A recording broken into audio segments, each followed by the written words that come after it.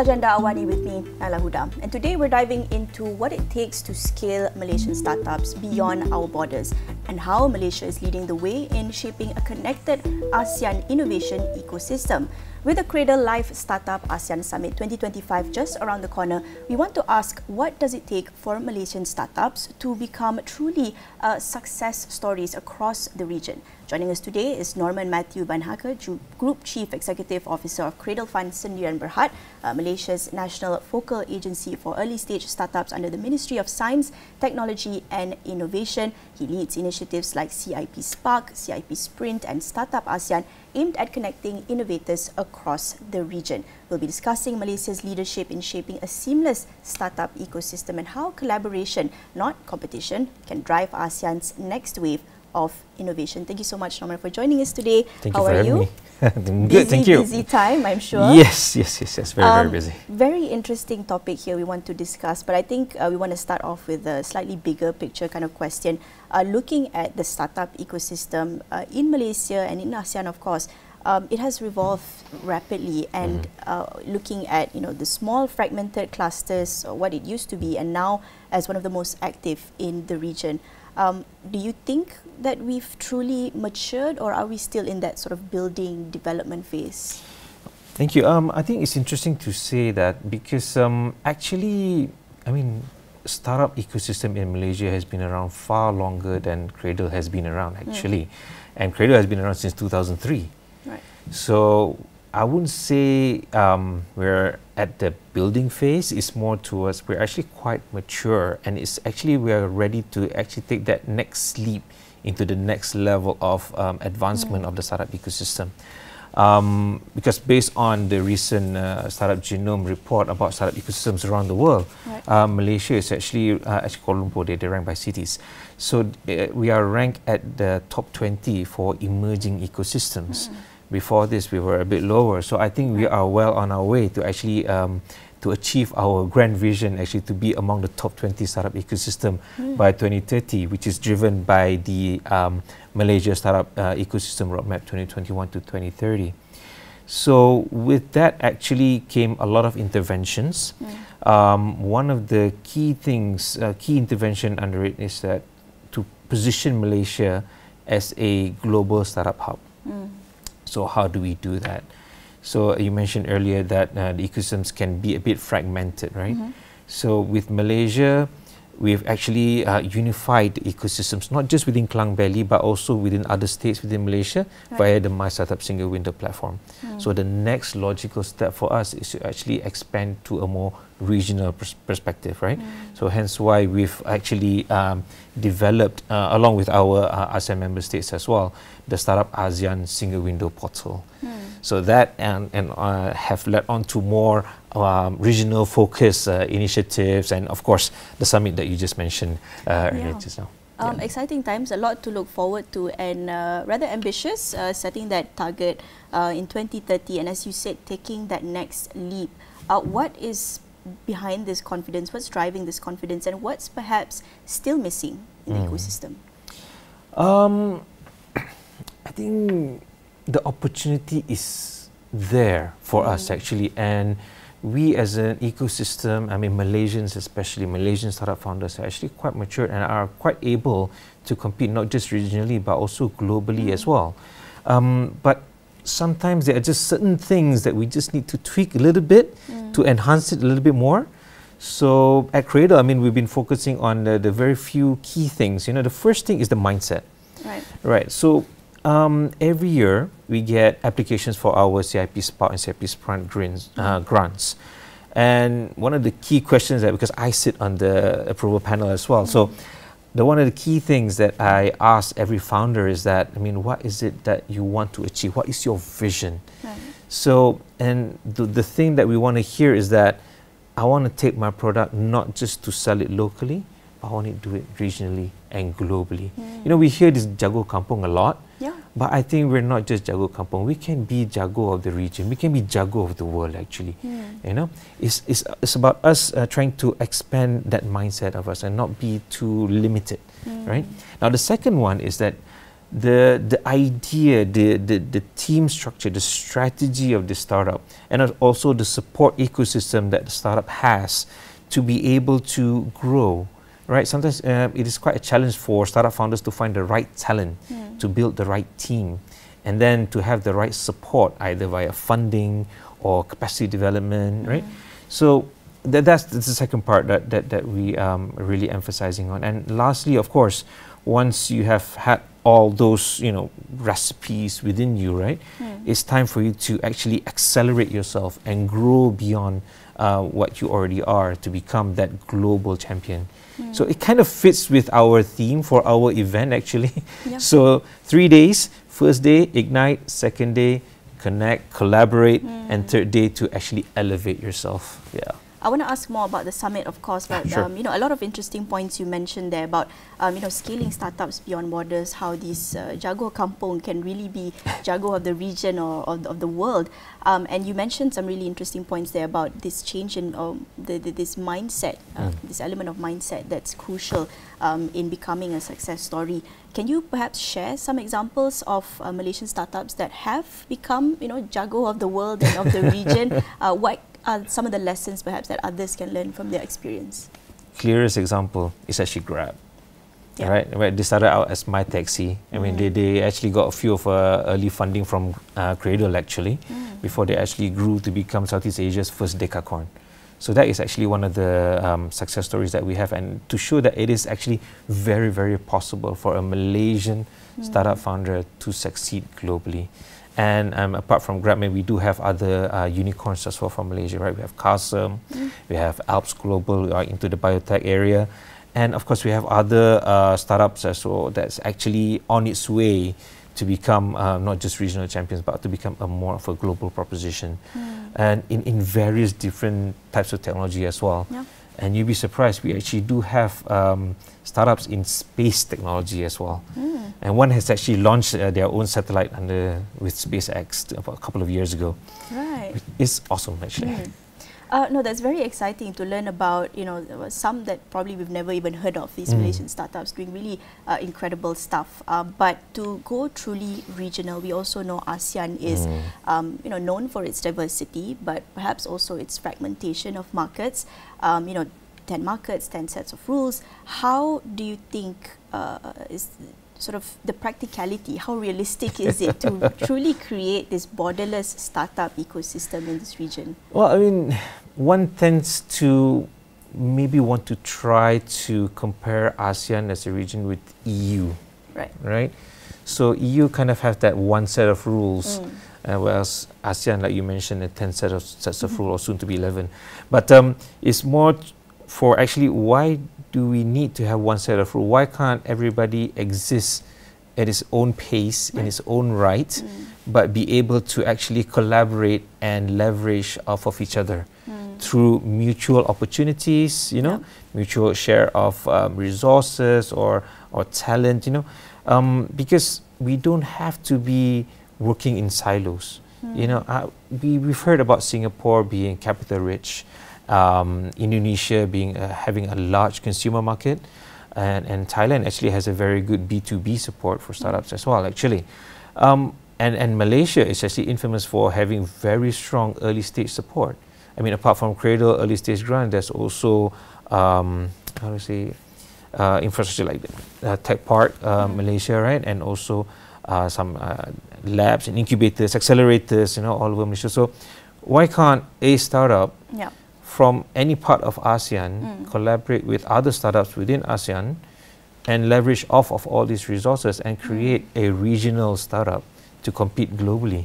No, that's interesting. Looking towards collaboration, leveraging off of each other rather than merely competing, right?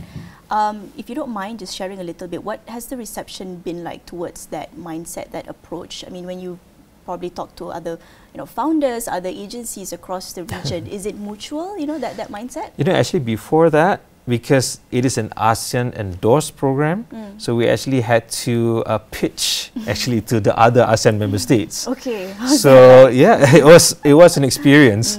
We started out in 2023 with the concept note, and we actually got it endorsed in 2024. Right. So to get something endorsed at the ASEAN level, it needs full consensus. Yes. So, exactly right. Yeah. So therein lies the significance of this, because we actually got the consensus of all ASEAN member states. This is something that all ASEAN member states want to have. That's not easy to get. It's not easy to get. Yeah. So once that is done, now it's time for us to execute it. So this year has been the year of execution, actually. So we launched the Startup ASEAN portal. We've done a few regional startup programs with dialogue partners with Korea and China. And we're going to do more and to really enliven this ASEAN collaboration within the startups. What about on the level of startups and among founders, among innovators? Are they just as excited? Oh yeah, we see a lot of excitement. I just came back from Jakarta, so they had a startup conference there, and we can see the energy among the ASEAN startups, because it's not just Indonesian startups, Malaysian startups were there as well, and they were just as keen to find support or maybe technologies that they can actually find synergies with, and actually work together to create something far stronger.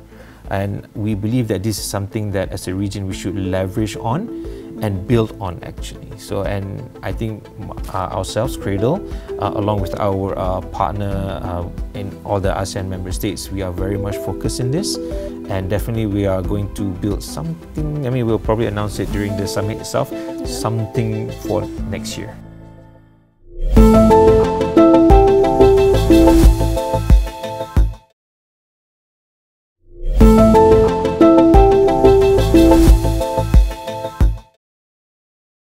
But talking about collaboration and not necessarily merely competition in the region, and how to, I guess, ensure that startups across the region grow at a rather equal pace, start off on an equal footing. We want to talk about how founders and startups still struggle even after raising capital, and perhaps in that growing phase. What do you think is still missing in the ecosystem, and how is Cradle addressing that gap? Interesting questions, because regionally, each country has different levels of maturity in terms of their startup ecosystem.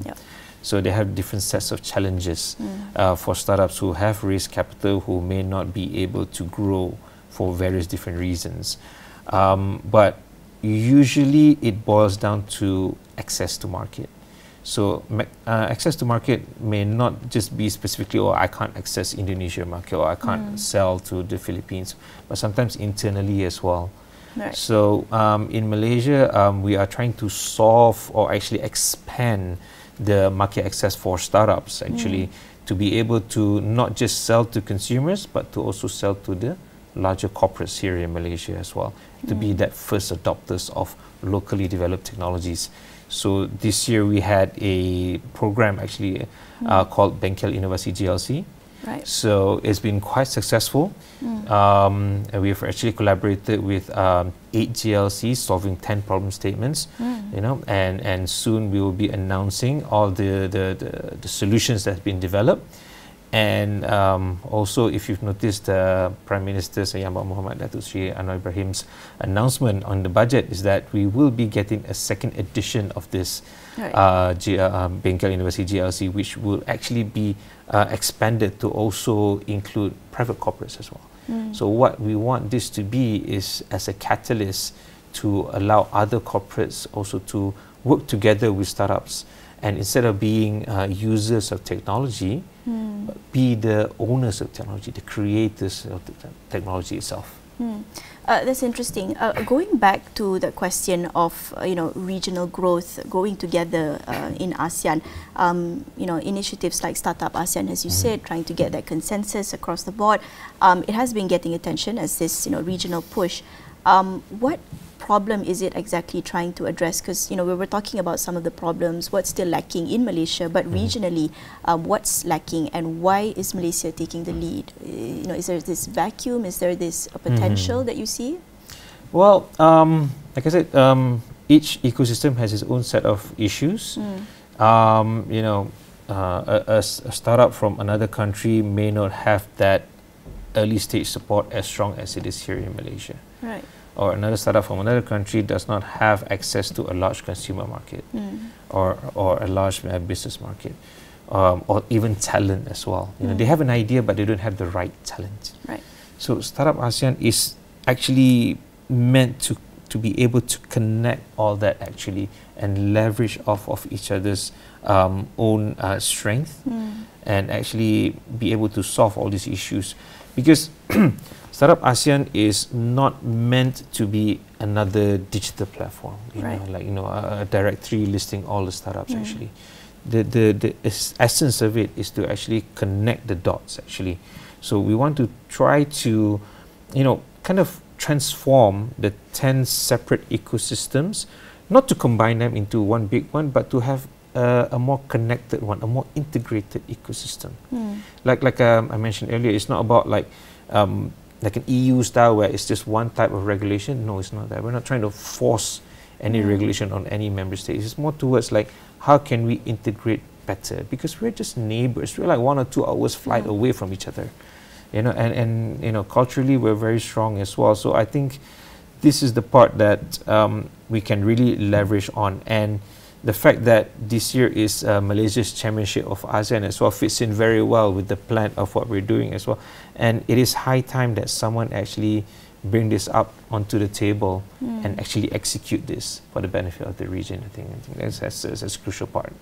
I hope it's okay if I play the role of a devil's advocate for a bit here, but you know, some might ask, you know, why is Malaysia interested in helping startups in other countries, in their neighboring countries, to develop as opposed to focusing on ones in their own backyard and home? You know, how does it help Malaysian startups to grow together with their neighbours? Well, coming back to the Malaysian perspective, right? I mean, our vision is to be in the top, right? Global ecosystem by 2030. So how do we then be the top? So we need to be, one of it is to be a hub of startup activities. So we need to take the lead in this, actually. So for Malaysian startup, this is actually an opportunity, actually. Don't take it as something that we are trying to, you know, lose focus on Malaysian startups or reduce the focus on helping Malaysian startups to excel. Actually, it is part of the plan, actually, to be able to push more Malaysian startups to go beyond just local borders, to expose to other founders, other talents, other types of resources, markets, so that then Malaysian startups can then scale beyond borders, actually. As you said, there's something that startups can look forward to at the Cradle Life Startup ASEAN Summit 2025. Maybe it's something that you can't announce just yet, probably have to keep it under wraps, we understand. But what perhaps some other things that we can expect from this summit, and what kind of impact are you hoping to see from the summit? Wow, that I mean, coming from, you know, just the war room from the summit in the office, there's a lot that is still going on. But just a little bit of background as to why we're doing this. Last year we did a bit of an event with a regional partner, and we can see that the energy and the demand for it is actually very, very strong. Malaysia is in need of an international level startup event. It's not about, you know, showing ourselves, but it's more than that. So hence why we've curated this very specific 3-day event. And each day has its own objective. Hence why it is done at different places every day. With different content and different speakers, all intended to achieve those objectives. So the first day is all about igniting. So we are gathering all the Malaysian startups, all the Malaysian investors to come together. We're actually getting all our Cradle alumni as well from the grant programs to come and actually learn from each other and ignite that spark within all of us, within all the Malaysian founders, actually. Then on the second day is where we'll be doing at Geospace, actually, in PJ. So it is more of a regional startup event where we will have startups from all over ASEAN coming together to share booths, to share shoulder to shoulder with Malaysian startups. And also we'll be having a session of an AI developer from a leading Croatian. It's actually the first unicorn from Croatia, actually. So they will be doing their first AI developer summit outside of Europe. So it will be in KL. And we will also have other ecosystem players from all over the country to come in and as well. So the main thing about the second day is all about connecting. Right. Connecting between Malaysian ecosystem and the regional ecosystem. The third day is all about elevating the mindset, the focus on how to actually grow beyond just local and regional borders. So we will be having leading speakers, not just regionally, but overseas as well. Yeah. So there's a lot to learn, not just from regional market, but from outside market as well. So we need to know, because like I said, we need to be thinking global. Yep. Right? So first step local, then regional, next one is definitely global already. So 3 days, all lined up, especially for Malaysian startups to scale. That sounds like a packed schedule, and the lineup of panelists also sounds stacked as well. A lot to look forward to. But are there perhaps any key speakers, any activities, collaborations or discussions that you personally want to spotlight during these 3 days? Yes, the second day I've mentioned about the developer conference. Right. Key thing, I mean, that's the thing about I like startup summits, that we will also have the very first startup ASEAN pickleball competition as well. Right. So that is something to look forward to. So in the world of startups, we try to beat conventions, but again, it's all about connecting. So that is second day. But the third day, what I'm actually looking forward to is actually the speakers actually. So it's not just your typical startup unicorns. We will have unicorns there as well to speak, but we will also have the leading founders of the coffee chains of ASEAN. So it's not just about startups learning from other successful startups, but there are other successful businesses as well that startups can learn from on how to scale beyond borders, right? On what it takes to be able to become a global company, right? A global champion. And also there are, I mean, the highlight of course will be the session with our Honourable PMX as well, and the ASEAN Secretary General, who will be there to officiate the third day. So I mean, those are the things I'm looking forward to. Coffee and pickleball, quite hard to say no to. I think there's something there for everyone. Probably myself personally did not think that there'd be pickleball amidst the ASEAN schedule. So that's very interesting. But you know, I'm still thinking about what you said about this, you know, this jago kampung, and how, you know, the world of startups and the world of, you know, trying to sort of break into this this world can be a bit intimidating, right? So I'm curious about the aspect of inclusivity and whether, you know, there's a lot of as well jargons, there's a lot of kind of having to pick up on the lingo of, you know, the startup world. How inclusive do you think this summit can be towards, you know, founders and innovators that are just about to break into this world? Well, therein lies the main thing that we're looking for when we actually first developed the My Startup Single Window portal actually back in 2021. I mean, we know that the ecosystem can be a bit fragmented and it's hard to navigate. Yeah. So it's difficult for a new person to actually come into the ecosystem, right? Like you said, learning the lingos, right? And it's not just about, you know, Klang Valley. Actually, we do have, you know, really great talents outside, you know, from Penang, Johor, Sarawak. It's not just the Bukit Damansaras and not just TTDIs, Bukit Damansara or right? Bangsars, right? But it is all over the country, and so we wanted to unify that actually. So we work with ecosystem partners within all the states as well, and we will connect them all via that My Startup Single Window portal. And at the ASEAN level, the same idea that we are applying as well with the Startup ASEAN portal.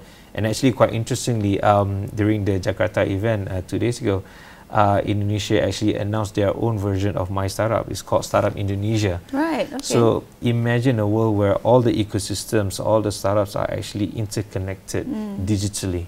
So, and it makes it less of a daunting prospect for a new startup to come in. Yeah. Because, you know, sometimes walking up to another more seasoned founder, you know, you feel like a bit intimidated, right? But actually, when you go in and explore digitally first, you know, getting to know that startup founder first, you know, making that first connection, and then to actually meet them face to face during the event, I think that will be very, very impactful. Yeah, I think that breaks down the walls, I think. Yeah. Plenty more I'd like to ask, but we are coming towards the end now. What perhaps some of the messages that you'd like to share with founders and investors who want to be a part of this regional story. Well, for founders, now is the time. The support for the startup ecosystem, especially in this country by the government, has been so great, and it's only going to get bigger. So it's time for all founders to think bigger, not just about developing solutions for local. Now we're opening up access to the region, and soon it will be global. Now for investors, think of ASEAN as one unified opportunity, right? So via the Startup ASEAN platform, you'll be able to access investments not just in Malaysia, but also expand your portfolio to other regional startups as well. And maybe we can find ways to find synergies between the startups within your portfolio and to create a far larger regional proposition. And for everyone, actually, don't just stand on the sidelines. Come over, participate. A lot is happening. And everyone is key, because in an ecosystem, all the nodes need to be active. It's not just up to the government or the startups to do everything. Actually, every player within the ecosystem needs to play its part, whether it's investors, corporates, universities, students. Everyone has a role within this ecosystem, because we do have a grand vision. And I know some people may say it's quite an impossible task, but we at Cradle, we believe that it is, if everyone's in it, we can achieve it. And one entry point, I guess, for everyone to find out more about the startup ecosystem is at the Cradle Live Startup ASEAN Summit 2025. Yeah. Coffee and pickleball, right? I mean, there's something there for everyone. I hope to see everyone there. Thank you so much for sharing with us about not just the Cradle Live Startup ASEAN Summit, but of course, what we can look forward to in the next few years in the startup innovation ecosystem in Malaysia and across the region as Malaysia takes lead. Thank you so much. Joining us on agenda, Norman, Group Chief Executive Officer of Cradle Funds, Rian Berhad, sharing with us a little bit more about the Cradle Live Startup ASEAN Summit 2025 and the overall ecosystem in Malaysia and ASEAN. That is all on agenda AWANI. With me, Nailah Huda. We'll catch you another time.